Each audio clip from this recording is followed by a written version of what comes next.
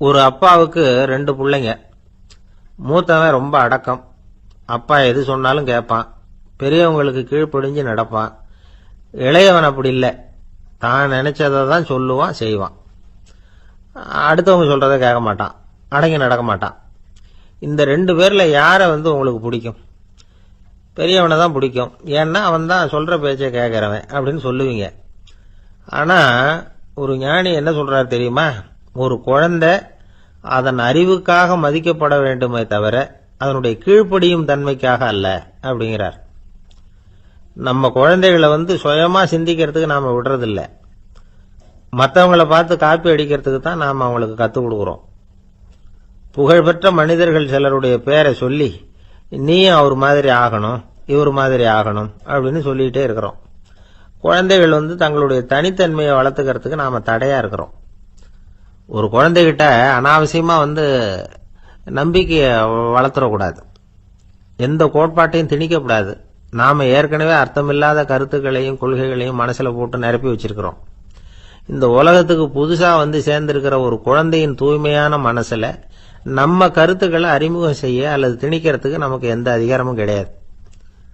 ஒரு குழந்தைய நீ இந்த மதத்தை சேர்ந்தவன் அப்படின்னு பிறந்ததுமே ஒரு முத்திரை குத்தி போடுறோம். இது அதோட சுதந்திரத்தை ஆரம்பத்திலேயே கிள்ளி எறியறது மாதிரி தான். நீங்க ஒரு மதத்தின் வழிமுறைகளை கடைபிடிச்சிட்டு வர்றீங்க, அந்த வழியில போய்கிட்டு இருக்கிறீங்க, சரி, அதனால போறீங்க.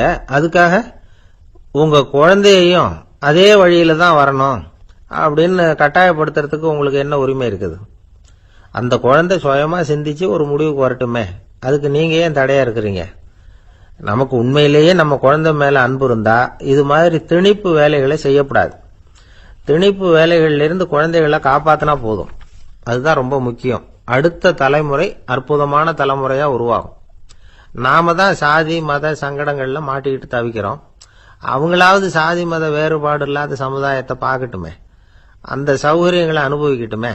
அதுக்கு நாம என்ன செய்யணும்னா ஒன்னும் செய்யாம இருந்தா போதும். ஒரு குழந்தைகிட்ட நம்ம கருத்தை திணிக்கும் பொழுது என்ன ஆகுது தெரியுமா? அது அவனை அவங்கிட்ட இருந்தே அப்புறப்படுத்தி விடுது. அவனுடைய தனித்தன்மையை அழிச்சுடுது.